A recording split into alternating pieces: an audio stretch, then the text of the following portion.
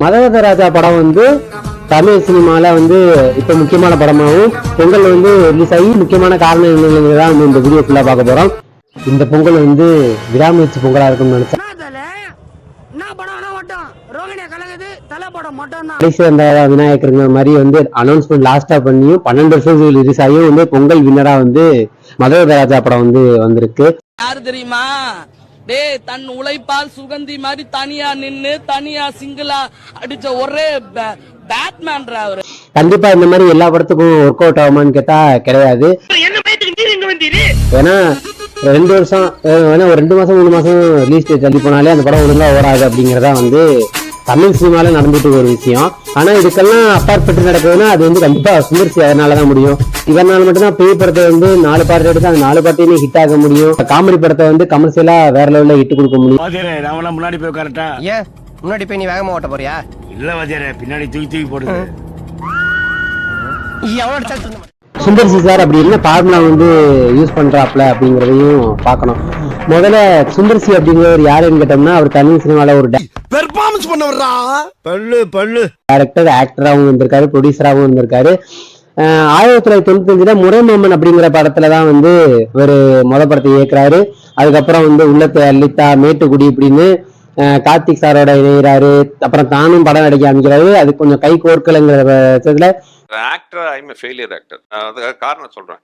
என்னோட முதல் 3 படம் வந்து ஹீரோவா ஹிட் ஆச்சு, நல்லா போச்சு. தலைநகரம், வீராப்பு, சண்டைன்ட்டு. அதுக்கப்புறம் எனக்கு வந்து ஒரு ஸ்கூல் பசங்களுக்கு இப்போ ஏப்ரல் லீவ் விட்டோன்னு ஒரு சந்தோஷம் வரும் பார்த்தீங்களா, அந்த மாதிரி திடீர்னு பார்த்தா 4 பக்கமும் நிறைய படங்கள் வருது நடிக்கிறதுக்கு. வந்த படம்லாம் ஒத்துக்கிட்டேன். ஸோ கிட்டத்தட்ட வரிசையாக ஒரு 8 படம் பக்கமாக ஃப்ளாப் ஆச்சு. திருப்பி வந்து படங்களுக்கு காமிக்கிறாரு. தன்னோட 25th படம் கலகலப்பு சொல்லவே வேணாம். இவர் காமெடி ஆக்ட்ரஸோட வந்து கை கோர்க்கிற விதம், இன்னொன்று காமெடி ஆக்ட்ரஸை தன்னோட படத்துல ஹீரோவுக்கு இன்னொரு ஹீரோவாவே வந்து அந்த காமெடி ஆக்ட்ரஸை காட்டுறது வந்து அழகா இருக்கும். அந்த லிஸ்ட் வந்து நீங்க பாத்தீங்கன்னு வச்சுக்கோங்களேன். கவுண்டமணி, பல்லே விளக்க மாட்டாங்க, இங்க போடு. அப்புறம் வந்து வடிவேலு, அது அப்புறம் சந்தானம், இப்படி இவங்களுக்குள்ள டைரக்டருக்கும் காம்பினேஷனுக்கு இருக்க காம்பினேஷன் வந்து அருமையானது. அது சந்தானம் அவர் வரைக்கும் நீண்டிதான் இருந்துச்சு. ஸோ இந்த மதகத ராஜா படம் இது ஏன் ஹிட் ஆகுதுன்னு கேட்டீங்கன்னா பெரிய ஸ்டோரிலாம் கிடையாது, ஸ்பாயிலர் பண்ற அந்த மாதிரிலாம் இல்லை. காமனா நீங்க சுந்தர்சி அவரோட படங்கள் எடுத்துட்டீங்கன்னாலே இந்த விஷயம்லாம் இருக்கும். அதுக்கு என்னங்கிறப்ப ஆனா கொஞ்சம் சும்மா இருக்கியா, மனப்பாடம் பண்ணி ஓட்டிக்கிட்டு இருக்கேன். முதல் மேட்டர் என்னன்னு கேட்டீங்கன்னா காமெடி, நல்ல கிறிஸ்பான காமெடி. சீக்கிரம் வாங்க சார், மாத்தி போய்க்கலாம். ஆமா, உள்ள சாங் ரெக்கார்டிங்ல இருக்காரு இவரை நாங்க டிஸ்டர்ப் பண்ணோம். அதான் முன்னாடி சொன்ன மாதிரியே கவுண்டமணி, வடிவேலு, அப்புறம் சந்தானம். ஏன்னா இது 12 வருஷத்துக்கு முன்னாடி சந்தானம் காமெடியான அறிக்கையில வந்தது. மேபி இந்த படத்தை பார்த்தப்பறம் சார் அவர் வந்து காமெடியே பண்ணிட்டு இருந்திருக்கலாம் அப்படின்னு 10-12 வருஷத்துக்கு முன்னாடி எப்படி இருந்த பங்காளி உங்களுக்கு தோணுச்சு. போர் அடிக்காம இருக்கிறதுக்கு நகைச்சுவை வந்து ஒரு முக்கியமான பார்ட்டா இருக்கும். நெக்ஸ்ட் முக்கியமான சீன் கேட்டீங்கன்னா இந்த கிளாமர் ரோல்ஸ்.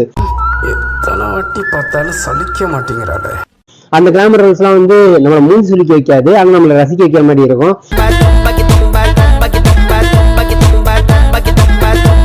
இன்னும் சொல்ல போனா எண்ட் ஆஃப் தி டே ஒரு பாக்ஸ் ஆபீஸ்ல வந்து நல்ல ஹிட் ஆகணும் படம். அதுக்குதான் வந்து படம் எடுக்கிறது, கூட்டம் வந்து வரணும், ஜாலியா வந்து பாத்துட்டு போற மாதிரி.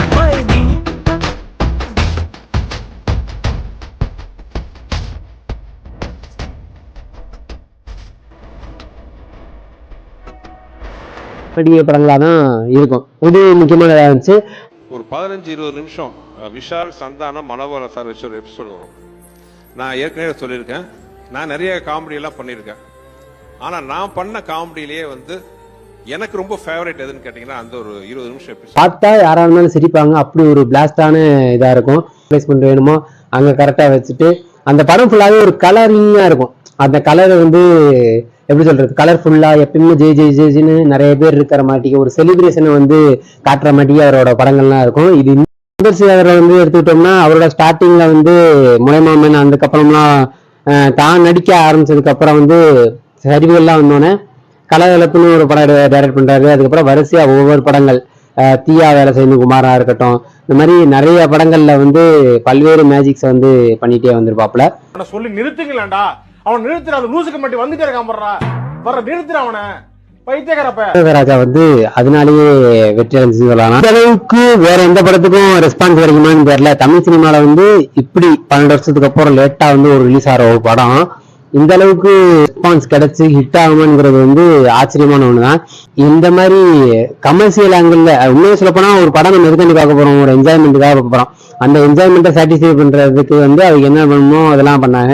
அதுக்காண்டி இப்படி படம் தான் எடுப்பாங்களா, ஆர்ட் ஃபிலிம் எடுக்க மாட்டாங்க கேட்டாங்கன்னா அதுன்னு அவரே சொல்லியிருக்காரு. இந்த ஆர்ட் ஃபிலிம்லாம் வந்து எடுத்து தன்னோட படங்களை வந்து குறிப்பா அன்பே சிவன் படம் சொல்லவே வேணாம். ஐயோ கடவுள் சத்தியமானா ஏங்க எழுதுறீங்க? நீங்க என்னைக்காவது கியூல நின்னு சாமி கும்பிட்டதுண்டா? கியூவெல்லாம் வெளியே நிறுத்தி வச்சுட்டு உள்ள போய் பர்சனல் தரிசனம் பாக்குறவராச்சா நீங்க? அதனால அவர் 2 வருஷம் வந்து வீட்டுல வந்திருக்கேன்னு அவரே இன்டர்வியூ சொல்லியிருக்காரு. இப்போ கூட ஏதாவது இன்டர்வியூ இருக்கும்போது நான் போறேன் பாப்புன்னு சொல்லிட்டு அவரு சொல்ற மாதிரி இருந்துச்சு. இந்த மாதிரி இன்னும் நிறைய அவர் நல்ல நல்ல தமிழ் சினிமால நல்ல நல்ல காமெடியான ஜாலியான படங்கள்லாம் வந்து தரணும் அப்படின்னு சொல்லிட்டு வேண்டிப்போம். நன்றி, வணக்கம். நான் வீழ்வேன் என்று நினைத்தாயோ?